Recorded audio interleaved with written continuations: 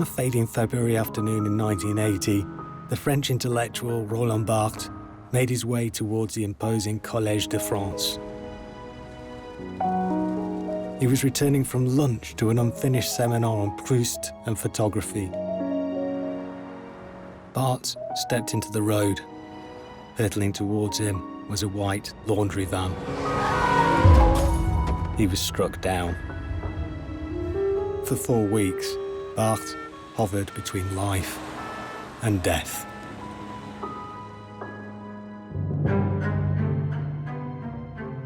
It looked for all the world like an unfortunate and utterly meaningless accident.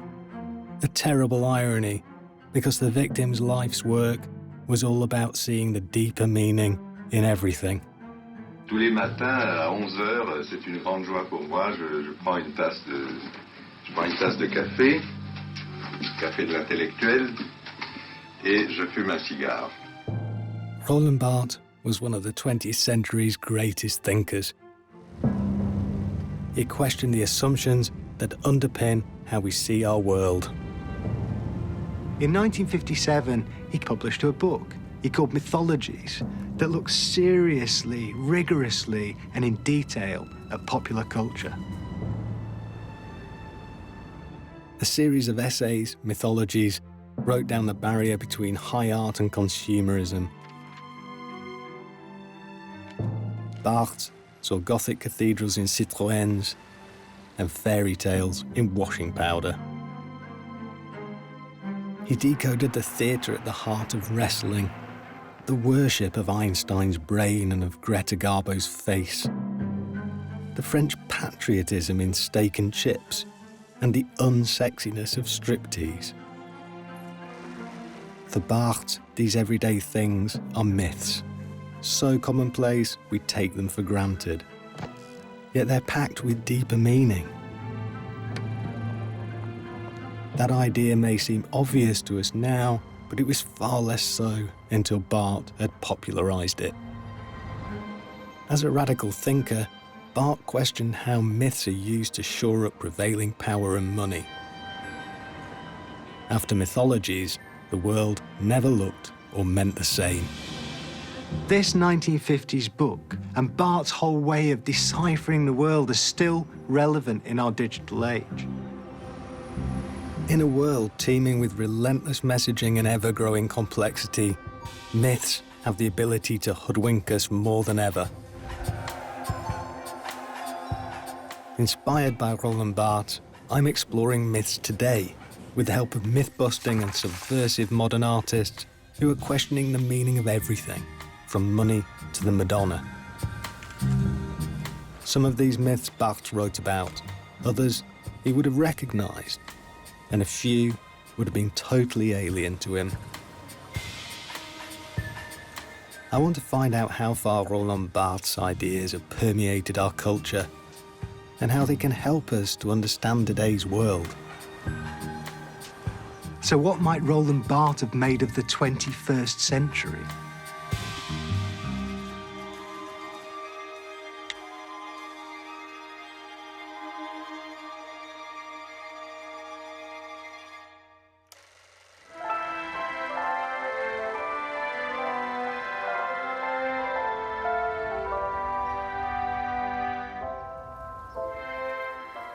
Roland Barthes grew up looking for meaning. Psychoanalysts might say he was searching for his father, a naval officer he never knew, killed in World War I when baby Barthes was just a few months old. His mother, Henriette, raised him as best she could on a meagre income, living with family in the southwest of France before moving to Paris, where Barthes would first be immersed in consumer culture. Let's start with the mythology Barthes also wrote about. In the 1950s, it was a new, seemingly miracle substance, offering luxury, usefulness, and it was dead cheap. What can be made with plastics? Things as varied as buttons and batons. Cosmetic containers and cockpit housings, parachutes and refrigerators, radios and razors, all contain plastics.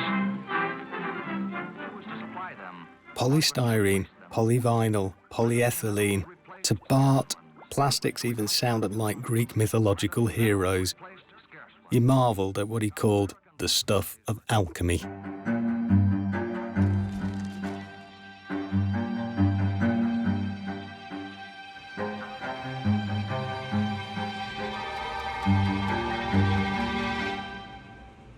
Plastics are really quite fun. They're quite childlike, and that kind of malleability, that tactility.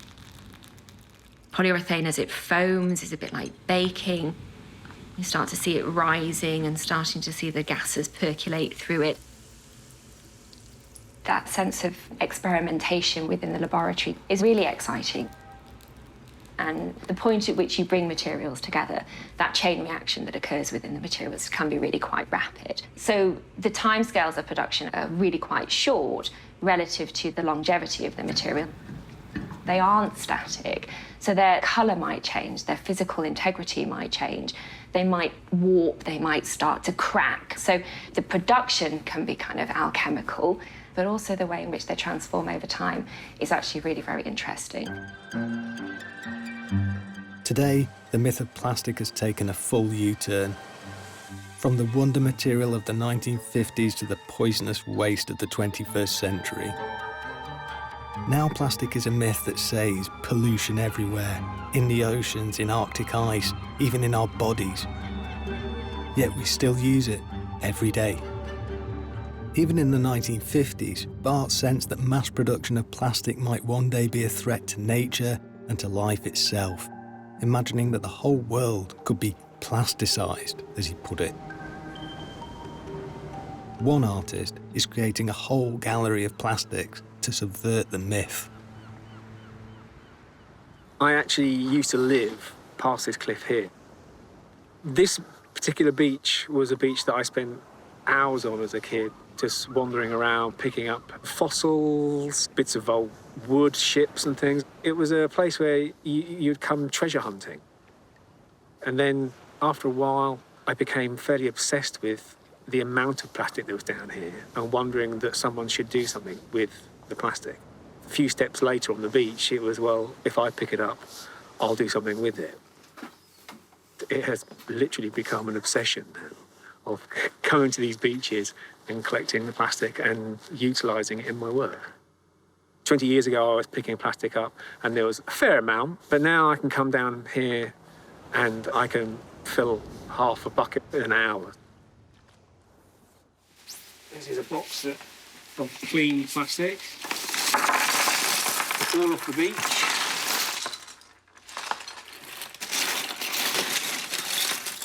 So many lighters. It's kind of like an archaeology of everyday life. This is the stuff of our lives. You know, I grew up in the 70s, 80s, and I was surrounded by plastic toys. And I didn't even think about what the material was. My parents certainly didn't think that they were giving me something that was a material that should be considered, even considered. Oh, look, they are. Was it? There's a small little figure, a man sitting down there, look. Is he wearing a suit? I think he might be. The irony is that when it was invented in the 19th century, plastic was hailed as the substance to save endangered species. It could imitate luxuries like tortoiseshell and ivory. Plastic billiard balls might even have saved the elephant. So in some ways it was a very democratising material. This knife here, one might think that it was made of ivory. And actually it's not. It's a cellulose-based derivative material.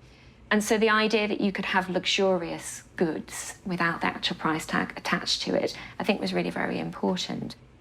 These glasses are cellulose acetate, but these would have been mimicking tortoiseshell.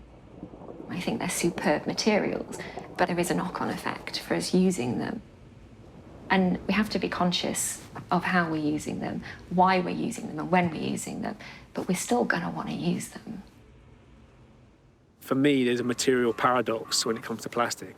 As a sculptor, plastic is a fantastic material. On the other hand, I know that it shouldn't be here, and I'm disgusted about the amount of plastics that are here. The plastic industry are not getting smaller, which means that more of that will end up in the ocean, and then subsequently more of it will probably end up on my beaches. It's going to keep you busy.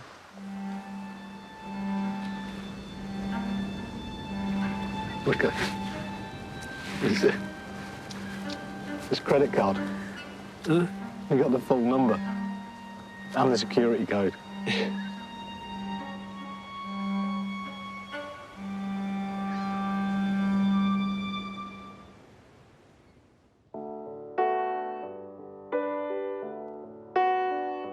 Barthes' developing thoughts about the world's hidden meanings were almost lost when, as a stellar student of 18, he was infected by tuberculosis. Exempted from military service during World War II, he spent the war years in isolation at a sanatorium near the Swiss mountains. Yet this gave him an extraordinary opportunity to think, read and write furiously. He immersed himself in the classics, in linguistics and Marxist writings, developing the critical, anti-establishment outlook that would later come to define him.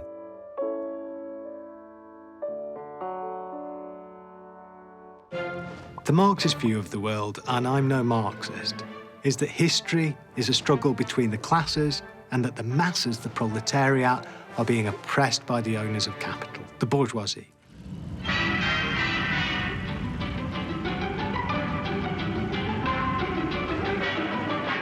Yet the proletarian revolution that Marx predicted didn't come to pass in the West. The age-old question for Marxists is why? The rest is push-button magic. So whether you bake or broil or stew, the Frigidaire kitchen does it all for you. Don't have Barthes' take was that the masses don't rise up because they're distracted, fooled into a false consciousness by the consumer society. Barthes delighted in Charlie Chaplin's use of cinema to shake up the masses. In his essay about Chaplin's film Modern Times, he described how Chaplin seemed to portray the hungry factory workers as politically blind, mystified and alienated at the hands of their paymasters. Money was the big myth gulling us, the one to which we are all still beholden.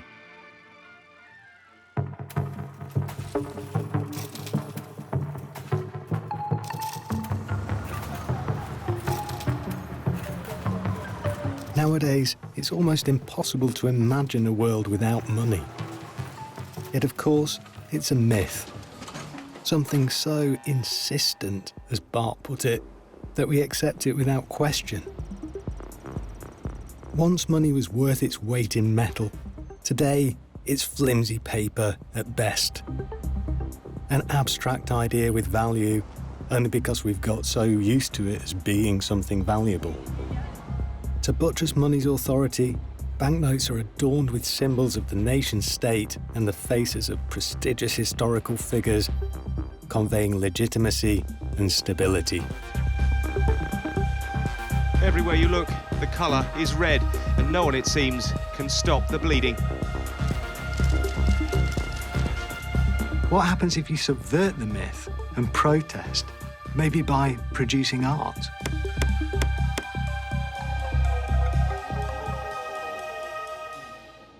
When you think about how prevalent the object of money is across the world, and when you think about the myths that it also facilitates, it's a continual visual reminder of the nation states. I think it's one of these things that we use it so often that it's so common in our everyday lives that we don't actually pay it proper attention. And that's why it's so powerful, is because people don't question it, they just accept it. Well, thanks all of you for coming along. We're going to be defacing currency today. What you're about to do is not unique. It's been going on pretty much as long as currency has been around. I've never had so much fun with money. I'm quite critical of structures and systems that we find ourselves having to operate within as individuals, be that nationality, sexuality, or the capitalist system. I became fascinated in the kind of object of money. And I started this work where, in the run-up to the European referendum, I just decided to start taking money out of my bank. And I started to just simply stamp "stay in the EU" on hundreds and hundreds of pounds worth of sterling and then put it back into circulation. It's a form of social communication. Like today, this could be in your pocket. Then you go buy coffee, and then it ends up in a cash register that's given as change to somebody else. So that message or that object is passed from you to another person to another person. As far as I'm concerned, these things, they're a public space.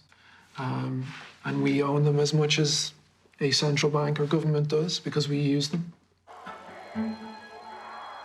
Since the dawn of money, groups from the suffragettes to the Occupy movement have defaced banknotes and coins in order to slip a political message into circulation. A piece of low-budget popular propaganda and a challenge to the myth of money. You talk about money as being a public space, and you're contributing to a public debate. Isn't it illegal? In the US, it's not illegal as long as the notes can continue to be used. Do you think in the UK more people should be intervening in this public space as part of the public debate? Completely. It's a side of protest. It's something that is in all of our pockets. We're all familiar with it. It passes from one person to the next. It's a really effective way of getting a message into kind of a wider demographic. To deepen his analysis of myths, Barthes broke down the language of signs and symbols which give myths like money power and legitimacy. Barthes would become a leading figure in the study of semiotics. Before we continue, a Semiotics 101. It's the study of sign systems, of the roles that signs play in shaping our understanding of the world. It's a key part of any 21st century survival kit.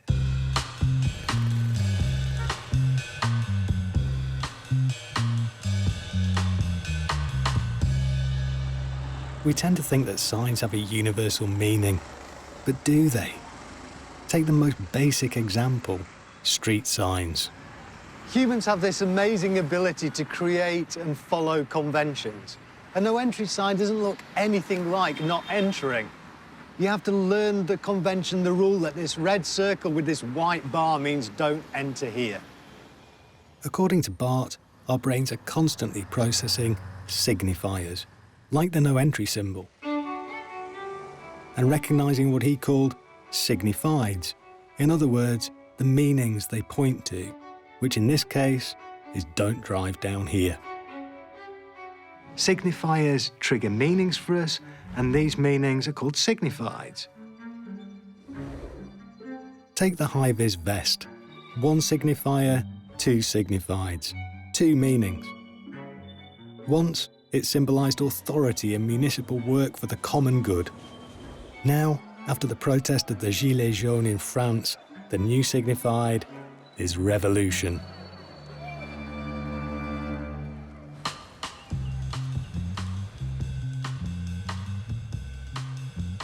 Things get interesting when you hack the signifier.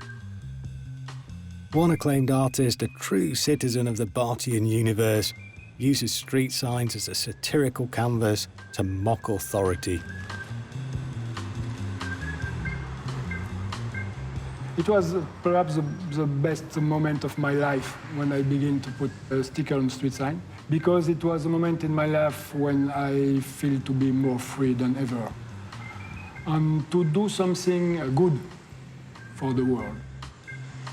So do you think that there's actually a myth of public authority, and all these signs are out there asserting that there is authority and you must follow it, but actually there isn't any real public authority? Yes, it's a myth, yes. The sign has a symbol a visual symbol of authority everywhere in the public space. The sense of my message is trying to discuss the law, because the law is today more than like a religion. My work is trying to say to people that before to obey, before to accept it like the truth, try to think. It's like authority grabbing the citizen, isn't it, right? This is the response of authority. So you work a lot in Florence. How do the authorities here see your work? Of course, at the beginning, they tried to remove everything. But I was more quick than them to put it again. When police arrest me, I say, I give more sense, I give more interest, so people pay more attention at street sign than before.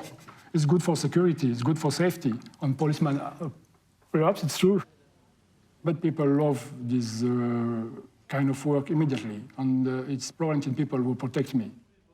So do you think the authorities are more worried about the street signs or about the bigger issues that you're exploring? I think it's like a barometer. My work is like a barometer of open mind or of democracy. In Europe, I was arrested in England, in Dutchland, in France, in Italy. They give me some fine, perhaps because sometimes just to show at other people, like an example, they can't accept it, they give me a fine, but I never pay. But I think it's a goal of an artist to break this limit, to trying to show that you can think and do different. So are you asking these members of the public who see your signs to join you in asking questions about authority? Yes, of course, I'm trying to be an example. You have to think that you can do something different. You don't have to obey all the time and just obey. For Barthes, it was the sheer scale of the repetition of things like street signs that helps normalise a myth, discouraging us from questioning, saying, this is just the way it is. Accept, obey, move on. Here's a signifier Barthes would never have seen, but he might have recognised its mythic power to enchant the masses.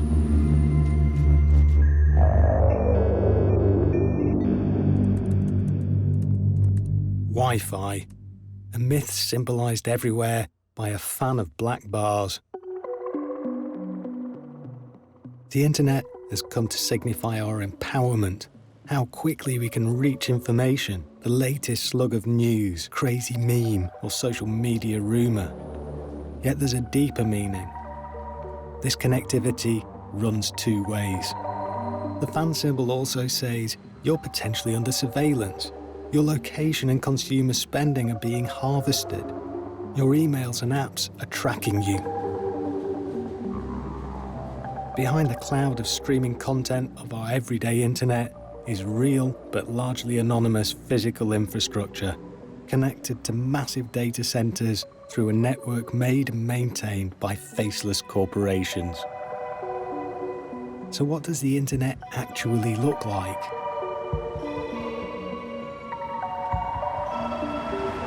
Under the paving stones, the beach. Parisian protesters scrawled across the city in 1968. In 21st century New York, under these paving stones, the internet. Artist Ingrid Burrington has created a myth-busting book that maps the signifiers of the network infrastructure on Manhattan's streets.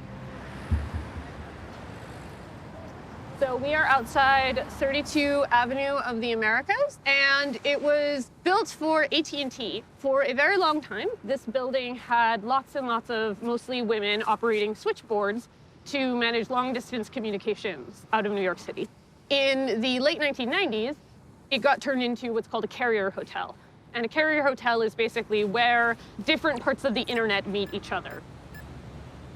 And this building also, it has these mosaics in the lobby, which are all about the wonder of communications and how the radio and telegraph are like bringing the world together.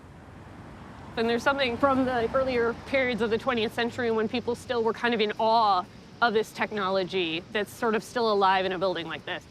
But there is a kind of irony that there are these marvellous murals celebrating communication and we can't go in and see it. Does that say something about how transparent the internet is? They're private infrastructure maintained by private companies. There is no kind of obligation for the public to have access to or understand what that technology does. It means that it's really hard to hold companies accountable or have a meaningful conversation about what it is we're building here. Well, I guess most users just care about, is the Wi-Fi free? And working, yeah. Much as we might analyse the cave paintings of early humans, the symbols of the internet reveal the physical objects that make up a brave new world. They speak to the myth that the technology is an empowering virtual playground, in which we are liberated to have fun, connect, share, explore, and do business. What is all this stuff? These spray paint markings indicate varied utilities. All of them are color-coded. So orange in the United States usually indicates buried telecom cable. So what's with the yellow and the red? Yellow is gas lines, and red is electric. Yeah, once you sort of notice one little bit of spray paint on the sidewalk, you kind of can't stop seeing it. It's kind of everywhere. In the UK, telecom is actually green, not orange, which is quite funny because in the United States, green is sewage, and the relationship between internet and sewage, I'll let you think about that one. This is a Link. It is a Wi-Fi kiosk that is run by a company called Link NYC. So you can make phone calls, free Wi-Fi. So these are free to access. How are they paid for? Advertisements kind of help pay for it. They claim that they don't collect personal information, but like anything that has wireless access, if they don't know who you are, they certainly know what someone with your phone is doing and what they're accessing, which is like very useful consumer data. One thing I do kind of love is, as kind of like corporate and bland as these things are, they still kind of become these sites of like urban improvisation. So like I've never seen one of these without a little overturned newsstand, because it makes this like wonderful little seat. You know, you can just sit, charge your phone. It's sort of this like inevitable repurposing. Those used to have browsers on them so people could just like go online, but they took them off because too many people were using them to look at porn. In the street? In the street.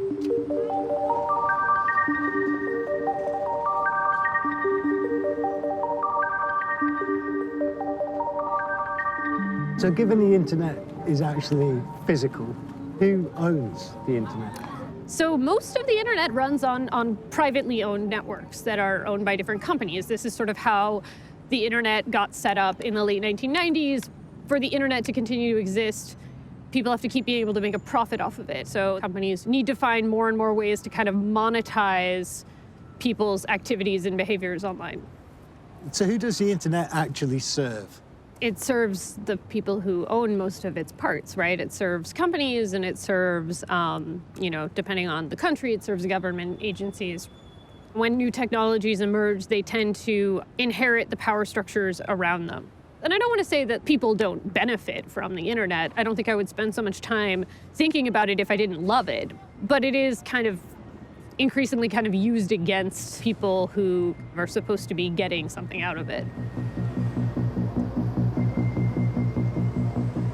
Today, the myth of the internet has meshed with the myth of money, creating a new currency, enabling anonymous users to make vast and hidden transactions. Cryptocurrency is a form of decentralized digital exchange that avoids the traditional banking system. Mined on powerful private computers and recorded on digital ledgers called blockchain, libertarians proclaim a new myth, the people's currency. Its very value lies in its unfathomable mystique. It doesn't need the nation state. Unlike the banknote, it's faceless. How apt that Satoshi Nakamoto, who created a blueprint for the top cryptocurrency, Bitcoin, in his celebrated 2008 white paper, remains unknown and unmasked.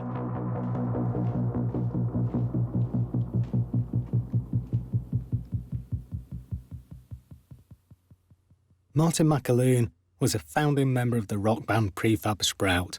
Now he's an artist whose work has explored the myth of Satoshi. I love the way it's sort of really detailed and resolved at the top, and then it just disappears and dissipates into pixels. It was trying to capture a memorial to somebody who's anonymous, blanking out the actual image of the person, almost like a death mask. I had been reading about the Bitcoin years and years ago before it actually took off in a large way. But it was the idea that this white paper had been written by Satoshi Nakamoto, who was a fictional character who all presumed a combination of 2 or 3 people. And then after seeing the extreme unction by Poussin, his anonymity and the sacrament of the last rites kind of came together. And how do you memorialize somebody who doesn't actually exist? I want him to be anonymous, and I like the idea that he isn't exposed. He's far better existing in our imaginations than in reality. Isn't there something amazing about Yakamoto, that it's not like Robin Hood trying to outrun the sheriff's men? This is a character where hundreds of people, if not thousands across the world, have tried to identify who he or they are. The authorities have tried and nobody can find. Yeah, I think that's amazing. How they've done it, I'm not too sure, but it is brilliant. Well, anyway, we know what he looks like now. Exactly. Go out and find him. There he is, wanted.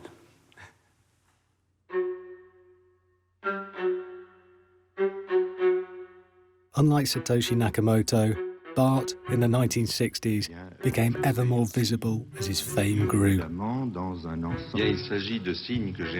His academic career was flying. He was appointed Director of Studies at the École Pratique des Hautes Études, later Chair of Semiology at the Collège de France, across the road from the Sorbonne. He became the very symbol of the suave left-bank intellectual, immaculately dressed, cigar-smoking, gay, a maverick thinker on the up. Feuding with renowned literary figures, they attacked him for being anti-establishment and an imposter. Barthes travelled extensively, lecturing and drawing, increasingly focusing on questions about authenticity. And like most people coming to Florence, he probably visited Michelangelo's beautiful marble sculpture, David, which brings us to our next myth.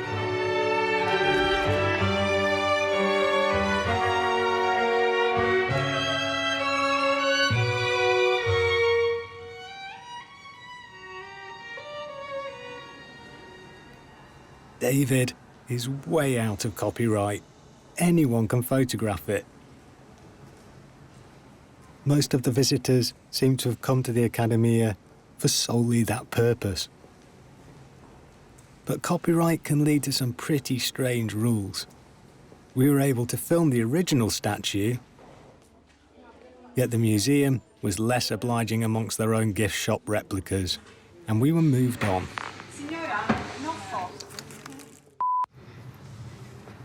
David, this quintessential bit of Florentine masculinity is everywhere now. New mass production technologies mean new mass-produced Davids.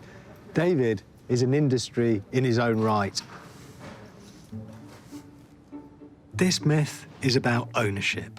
What happens when creativity meets commerce? Copyright gives legal protection to the owner of a piece of creative work, and that owner then has the right to monetize, alter, and reproduce that work, and prevent anybody else from doing so. Copyright seemed a necessary and useful new myth as the currency of ideas grew. So actually, copyright comes from the United Kingdom. It's the beginning of the 18th century when we see the first copyright law, which was the 1710 Statute of Anne. Initially, it only protected publishers and literary authors, but as other artists started to see that there were these benefits to be obtained through securing a copyright, they began to advocate for their rights as well. So copyright eventually expanded to include engravers and then photographers. The purpose of copyright is to protect the expression itself. And then when you die, your rights will pass to your heirs, and your heirs will exercise them for 70 years. And that's a really long time. So what it started with and what it now exists as today has turned into something of great value. The upside? Creative people should, in principle, get paid for their work. The downside? Other creative people can't mash it up, remix it, or sample it. Mash it up, remix it, or sample it without risking being charged. Michelangelo didn't live in a world of copyright, but did he lose out? What are the copyright implications here? Well, this is a one-to-one exact copy of David, and while it may have taken hours, weeks, maybe even months to construct, there would be no copyright in this. Back in the late 19th century, institutions all over the world collected casts, and there were even wait lists with the institutions that had some of the more popular pieces. Of course, this is probably one of the reasons why David is so popular and so well known today, is because it was so well reproduced during its time. So we have to ask that question about copying itself being something that brings value back to the original work. Cultural treasures like Dracula and Sherlock enjoyed a rich afterlife, precisely because other authors were able to use and reinterpret them. In 2024, images of a particularly well-known mouse will become copyright-free. If the law stays as it is, they will pass into public ownership to be used by anyone. So Disney's mouse will be a pawn in a much bigger game between the forces of digital and copyright, between the freedom of individuals to get creative and the power of corporations to use law to make money, protected by the signifier of a C in a circle. Digital technologies have definitely made copyright a lot harder to enforce. And I think digital has really accelerated the questions around whether this myth of copyright is something that we should take head on. But I also am not sure that we are yet well equipped to really be thinking about what should replace it. So it's beware what might follow if you bust the myth. Back in the 20th century, as film, photography and advertising began to dominate popular culture, Barthes became increasingly preoccupied with the power of the replicated image. Nous sommes entrés dans une civilisation qu'on appelle une civilisation de l'image, et par conséquent, la pédagogie doit s'adapter à ce nouveau langage qui est installé dans notre civilisation. In Mythologies, he's foreseen how images of everything from margarine to marriage were carefully confected myths, persuading women to aspire to be perfect beings. But representations of feminine perfection are rooted centuries earlier, not least in religion.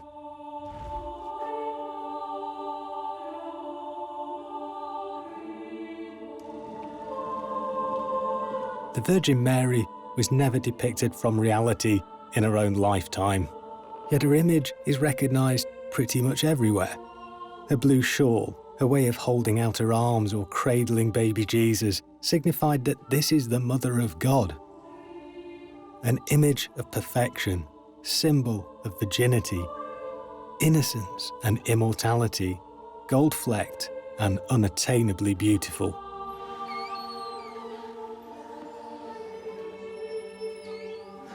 Well, I'm like a Catholic in a candy shop. It's absolutely amazing. Look at these, dozens and dozens and dozens of little plastic Virgin Marys, and only €3. The mass production of the perfect image of femininity. In Catholic churches across the world, miraculous statues have been a focus of cult adoration of the Virgin for centuries, inspiring the production of huge numbers of images to ornament the homes of the faithful.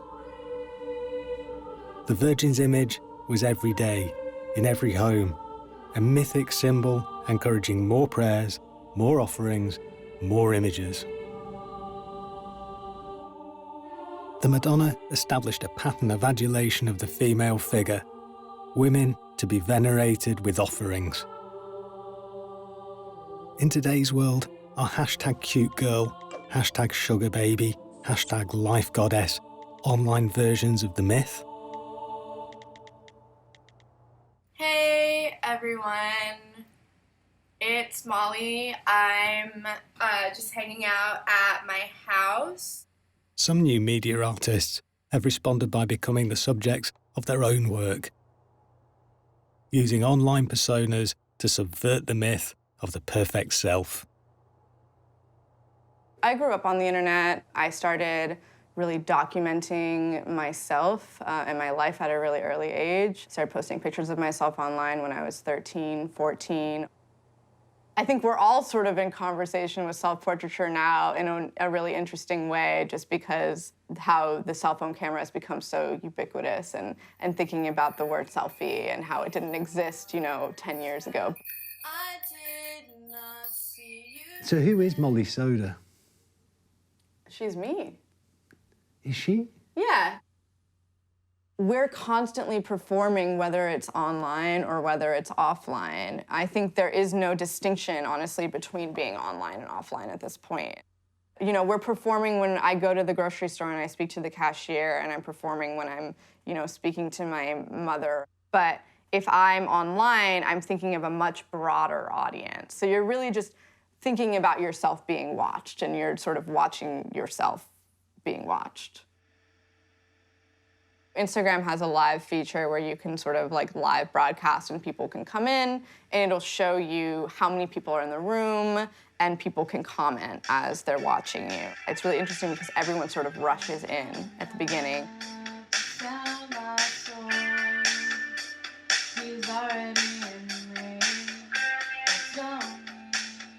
But then as time goes on, it just starts to wane and people start to leave the room, and you're trying to keep your composure and not feel upset that people are no longer interested in this song and dance you're doing for them. I feel really guilty sitting here laughing at that because but there's something deliberately tragic comedy about it. It is a little heartbreaking. My work is deceptively very cute looking or very sweet looking in some ways. But when you really get to the root of it, it's actually quite sad. No matter what you do, you're still subconsciously trying to portray a certain image, because you're only really showing such a small sliver of your life. So it's completely impossible, I think, to really get to that authenticity. And I think that we're starting to realize that. But I think we're also kind of obsessed with striving for it in a lot of ways. You could say that social media is often about projecting the perfect self on technology platforms built by powerful and largely faceless male creators. Cadence Kinsey is a new media art historian whose work critiques the mythologies at play online. The whole business model of social media is based on data capture, and this is something that I'm always trying to tell my students, that you are not the consumer of social media, you are the product. You are what is being sold to third-party advertisers. So they need you to behave in a certain way, they need you to fit that template. When we're talking about social media and we're talking about the representation of women, we are, of course, talking about how women are choosing to represent themselves. But this is really one of the myths of social media, that it is a vehicle for self-expression. So you have to think about who is developing the technology. And when you look at the developers of the technology, of course, it is predominantly young, white, male, straight individuals. And this raises all sorts of problems. It's absolutely bound up with ideas about the individual, of competition, and ultimately of trying to sell something. The mythic ideal has to be a perfect type that can never be reached, so people are always striving to reach it. But all I need to do as a consumer is just buy some more stuff, buy the next product, and maybe one day I will become this ideal male. Yeah. How's that working out for you? Really badly. It's very expensive.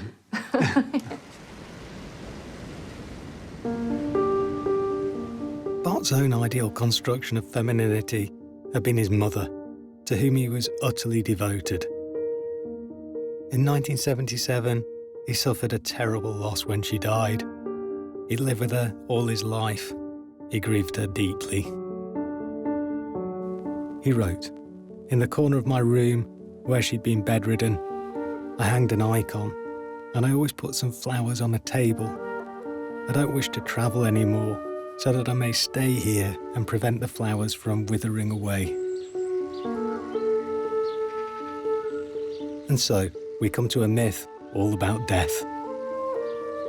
In Mythologies, Barthes wittily deconstructed the 1950s film craze for sword and sandal epics. Friends, Romans, countrymen, lend me your ears! I come to bury Caesar, not to praise him. He was struck by the symmetrical fringes and good hair care that always used to suggest Romanness and order in movies like the Hollywood adaptation of Julius Caesar. But if Barthes went to the multiplex today, what myth would he spot? What would strike him as repeated and normalised in popular movies?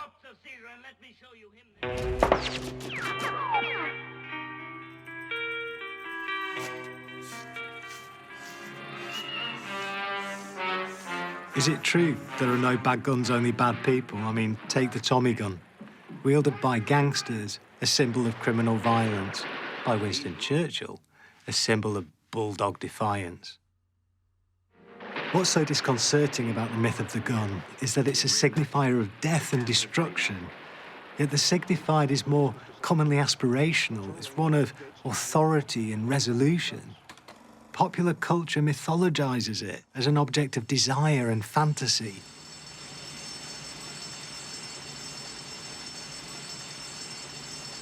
You've got to ask yourself one question. Do I feel lucky? Well, do you, punk? I think you have to see Clint Eastwood's character in this film as one of the original vigilantes. He's somebody who takes justice and morality into his own hands. Somebody who looks really cool wielding a weapon. I think that's a massive part of Dirty Harry's appeal. So it's more that he makes the gun cool rather than the gun makes him cool? Oh, exactly, completely. Can I see it? Oh, you want to see my gun? Yes and no.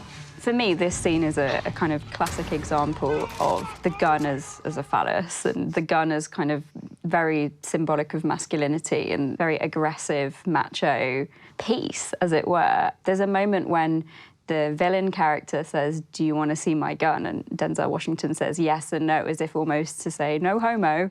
And then later, he points the gun at the man's crotch. And it's all about the penis.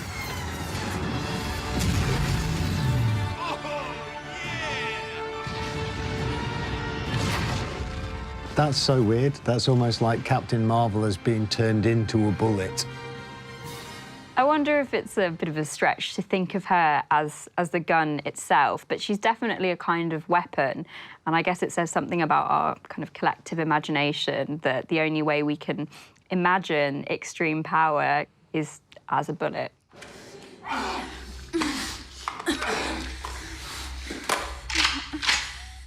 I think that's the first clip that we've seen where you actually see the exit wound. So it's not just shot, problem solved. It's shot, absolute physical carnage. Yeah, and that's really important in the context of this movie, which is a rape revenge film. I do think it's significant that the filmmaker of Revenge, Coralie Farja, is a woman. And so all of the costuming, the perspective, the fact that it is a woman carrying a gun, all of that is more loaded.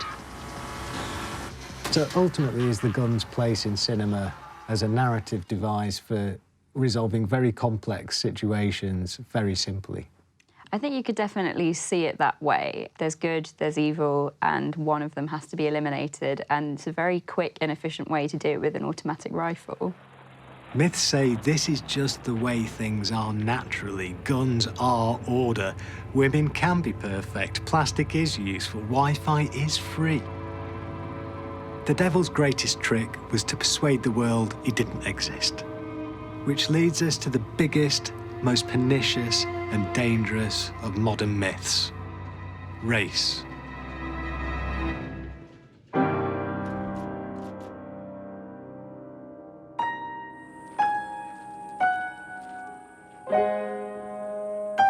In the late 1950s, as France's bloody and bitter colonial war in Algeria raged, Barthes decoded a Paris Match cover of a young African French soldier saluting the French flag.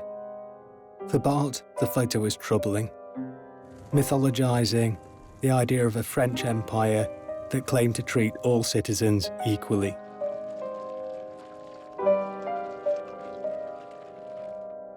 Most people still think of race as a natural phenomenon, a biological reality.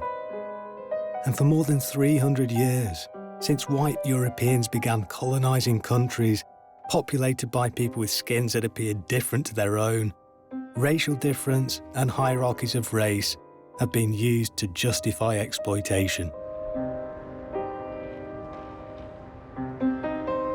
We now know that less than 1% of the human genome differs between people who are categorised as belonging to different races. Race is a myth, but one that has appalling real-world consequences. Speed up that day when all of God's children, black men and white men, Jews and Gentiles, Protestants and Catholics, will be able to join hands and sing in the words of the old Negro spiritual, free at last, free at last. Thank God Almighty, we are free at last.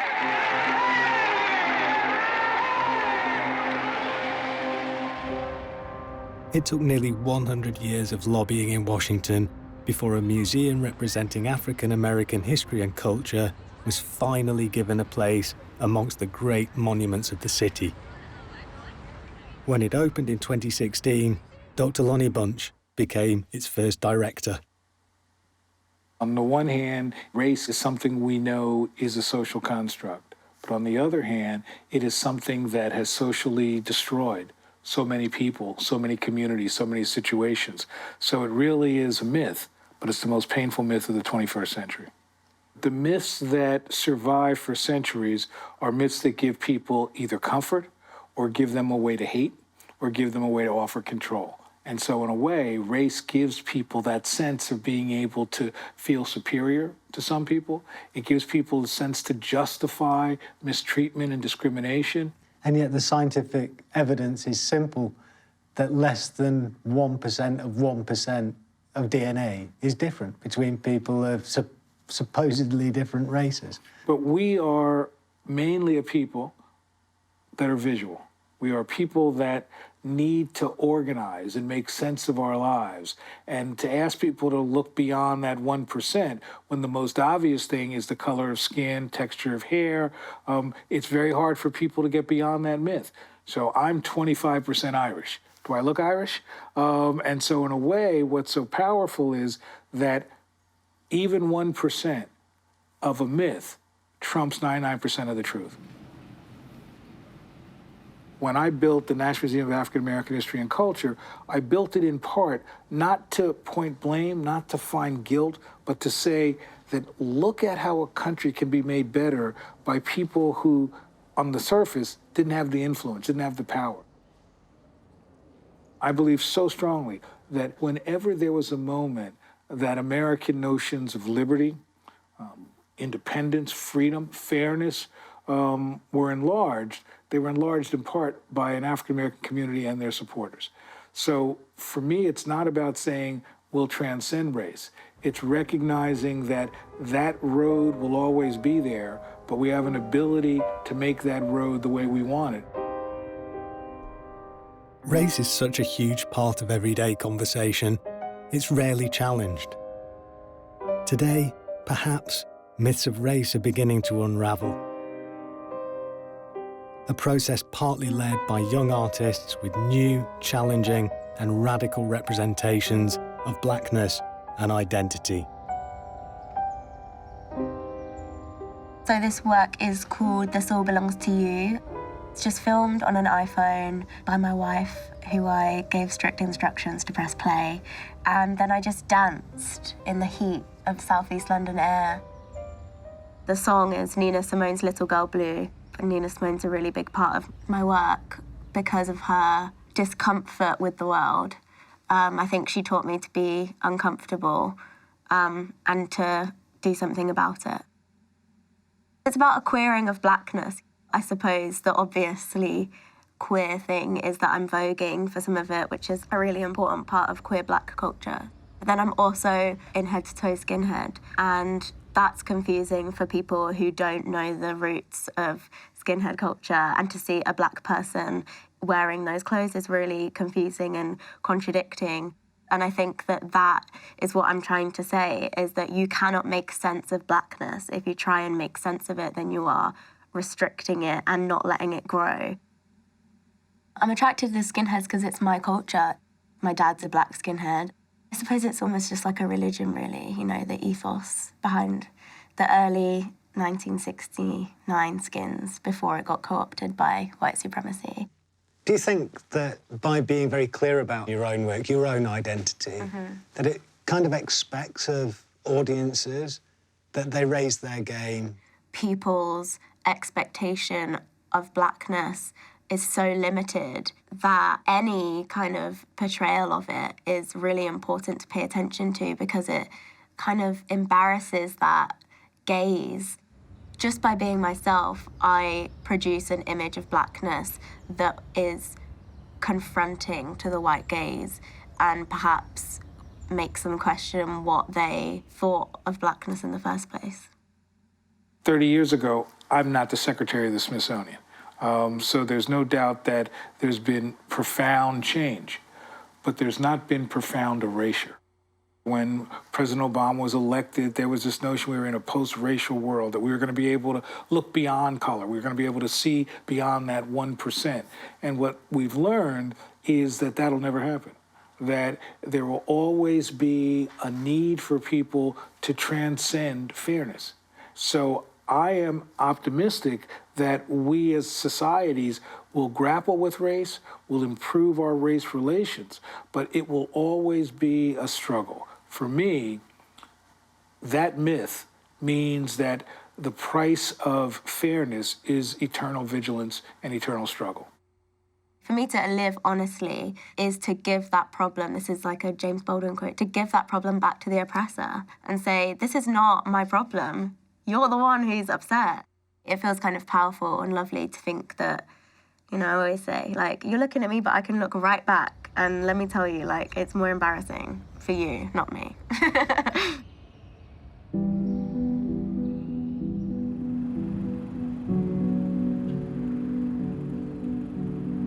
For the philosopher of meaning, a meaningless end. 4 weeks after his collision with the laundry van, Barthes died. Roland Barthes est mort à la suite d'un terrible accident de voiture. Il avait 64 ans. Why the accident happened is shrouded in mystery. Friends suggested he'd simply given up on living, broken-hearted after the death of his mother 3 years earlier. At his funeral, buried beside his mother, a small group of renowned writers, publishers and philosophers gathered to mourn the loss of their friend. In his own lifetime, he'd stoked controversy and been denounced by fellow philosophers and theorists. But in death, Barthes, like Sartre, became a kind of icon, maybe even a myth of his own.